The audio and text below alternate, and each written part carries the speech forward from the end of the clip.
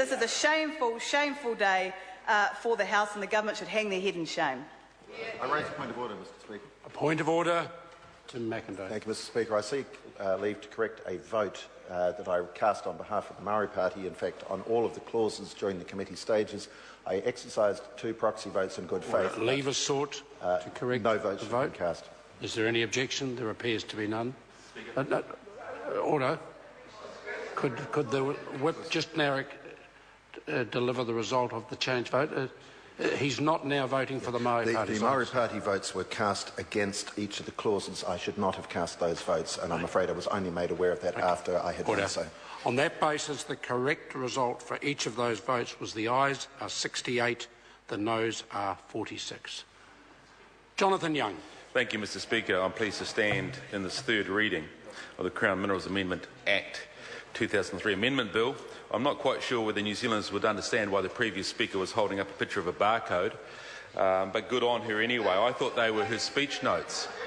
Mr. Speaker, also I'd like to just raise the point, because the previous speaker has harped on in this debate a number of times about why we're even having an amendment bill. Why can't we just stay with what we used to have? I mean, she was part of the Select Committee process when we took on board the recommendations of the Royal Commission into the Pike River tragedy, and we added into the bill matters around health and safety. We know that this industry of mining, whether it's under the ground or in open mines, or whether it's petroleum, is a very dangerous industry, and obviously history has shown that to us.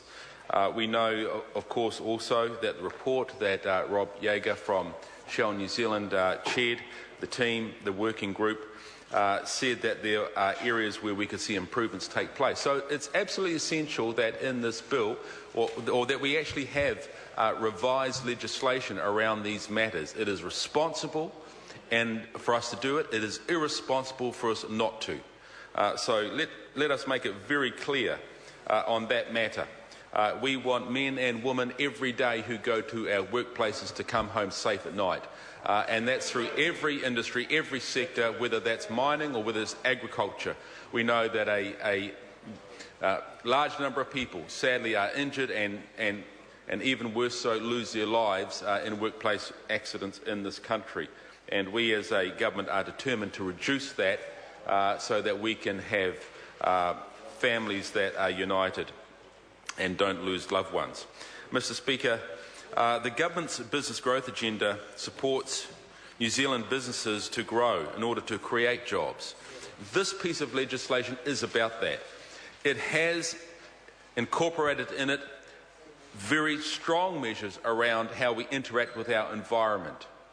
We know that in order for New Zealand to grow and prosper, for its economic activity to be lifted, and for New Zealanders to have what they want, that we must engage, utilise and exploit our natural resources in this country in an appropriate and a responsible way. I believe that this bill covers those areas and gets the balance right. Now, I know there's all sorts of debates where the point lies in that balance, but we believe on this side of the House that the Kiwi way of life is not only in enjoying our environment, but it's affording to. So that we must have strong incomes, we must have jobs that are created. And you know, up in your neck of the woods, up there in the Poverty Bay, that you have potential and you have opportunity. Order. And don't bring the Speaker into the debate. The member understands that. And I believe also that she has been on the record to say that she looks forward to the opportunities that exist through this. And so, Mr. Speaker, I'm very pleased to stand in support of this legislation. Can I say that I also think that it is responsible on behalf of the Minister that when there were omissions noted and seen, that he has worked quickly to bring these to the attention, to have them rectified. And, we would certainly hear from the other side of the House, if we knew and did nothing about it, howls of derision and anger. And so I'm sure, as the member Andrew Williams has stated a number of times in his speeches that this is actually a good, responsible response to those issues. So thank you, sir. Honourable Mary Ann Street. Thank you very much, Mr. Speaker. It's entirely possible to be